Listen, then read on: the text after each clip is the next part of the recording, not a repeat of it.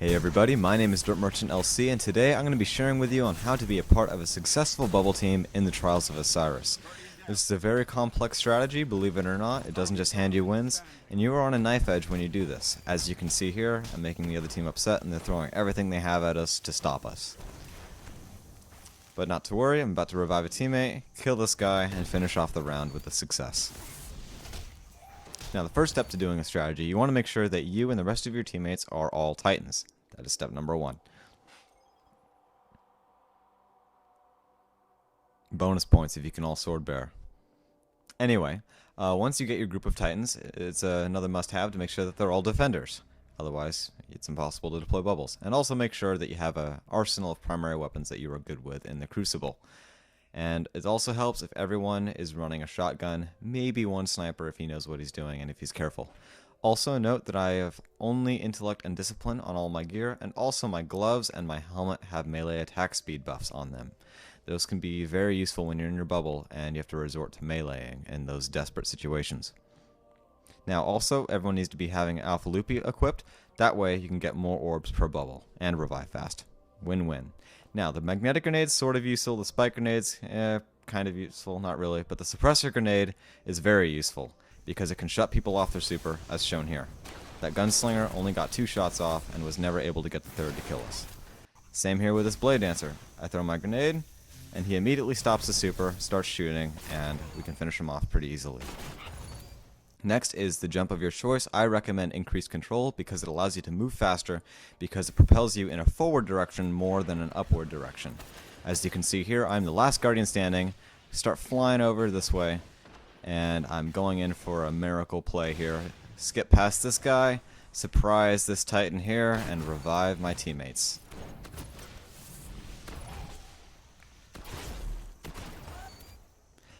Now moving on, Armor of Light is an absolute must-have, no exceptions, because when you're doing this, you make the other team upset, and they will try everything they have to kill you when you're in your bubble. Now in my experience, Armor of Light I've found to make you just about 3 times harder to kill, somewhere in there. It's a lot more than Blessing of Light, and Weapons of Light gives you absolutely no damage resistance whatsoever. So if it weren't for us running Armor of Light in that situation, we'd all be dead. So next choice is either War Machine or Unbreakable. I personally recommend Unbreakable because it just makes you a little bit more of a tank in those desperate situations. As you can see, my buddy here, his name's Debud. He punched someone and starts regenerating his shield just in time to take a hit from this Blade Dancer and counter-strike with a melee. Now, Gift of Light does absolutely nothing because you have to melee someone first to get the shield, then kill another person without losing it. Now here are the codexes that I recommend.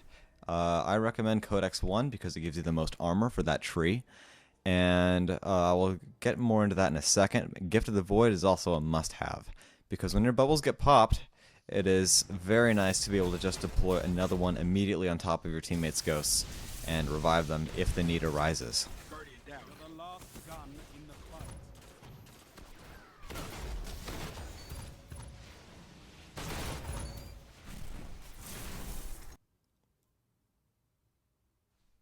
As you can see, Bastion and Relentless don't do anything for Orbs of Light, so pretty much they're useless.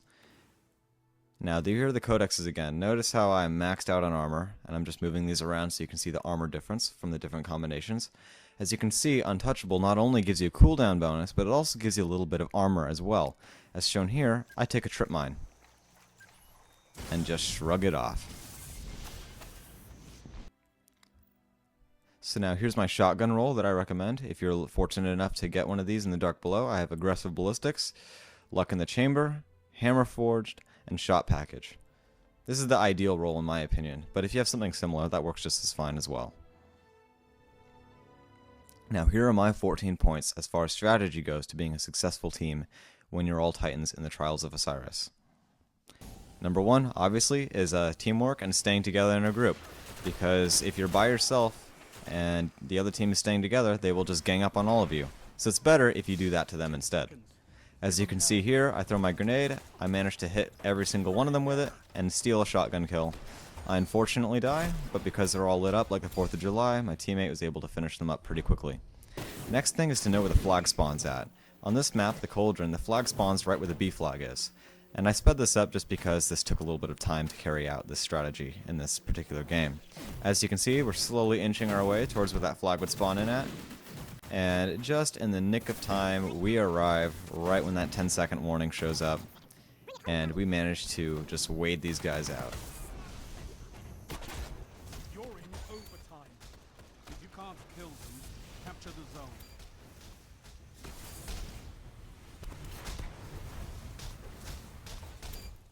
Now, another important thing is to make sure all of your teammates are alive before you place a bubble. It's very, very important. And also make sure your bubbles are 10 seconds apart. If you don't do these two things, you'll have a dead spot as shown here where we just got our bubbles at the tail end of the game. And I am forced to clutch this in order to prevent us from losing.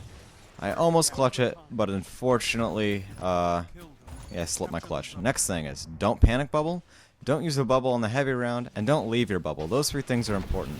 And I want to give my credit to Kenny Powers, who managed to do all three in an instant. Next thing, make sure the bubbles are spread out and do not overlap. As you can see here, the armor of light disappears when you walk in that center, kind of that Venn diagram area. And also, with that said, you want to make sure not all of your eggs are in one basket, just in case someone decides to Space Magic Johnson you. And as soon as a bubble goes pop, you need to immediately replace it, regardless whose turn it is, just to prevent you all from wiping.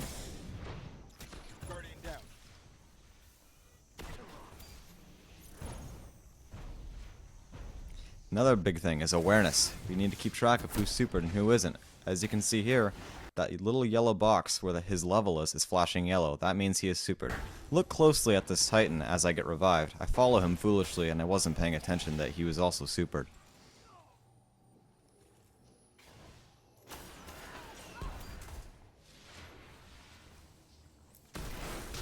As you can see, his box is flashing and I get hit by his aftershocks. Here's how you're supposed to deal with a Fist of Havoc. You step out at the last second and save your skin. As long as you're on the opposite side of the bubble, you'll be fine.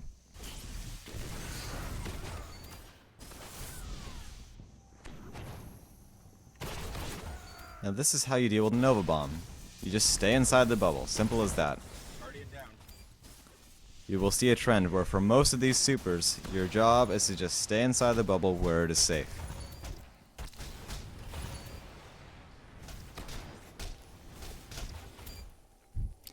Next up is a golden gun. When one of these goes off, once again, stay inside the bubble, or if you can, suppress him if it's safe.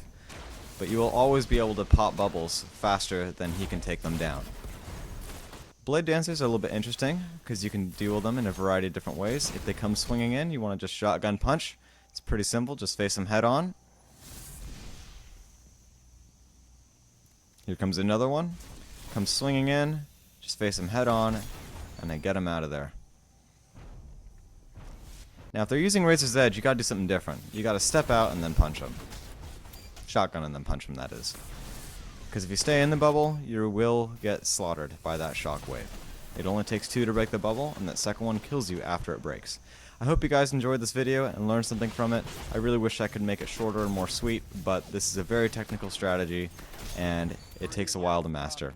I wish you all the best of luck and many flawless victories to come. I'm out of here. Enemy target has been revived.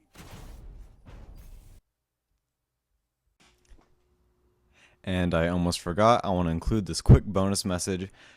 First and foremost, I want to acknowledge Kenny Powers. He was in some of my videos, and also I frequently get some footage from him.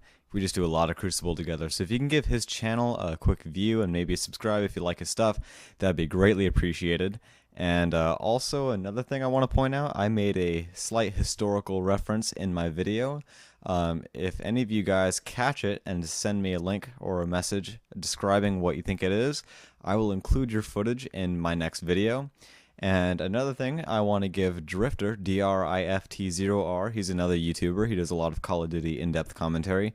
I want to give him a special thank you for, in a way, he motivated me to start YouTubing. I just watched his channel and looked at his commentary, and I figured that I could do the same thing. And if I could find a way to meet him, it'd be really cool. If any of you guys have any connections with him where I can just sit down and have a conversation with him, I don't even care if it's a Skype call. I would like to say hi. I think it'd be pretty cool. And also, with that said, I am 19 years old, and I have been told that I have a pretty good radio voice, or a voice for giving instruction to people.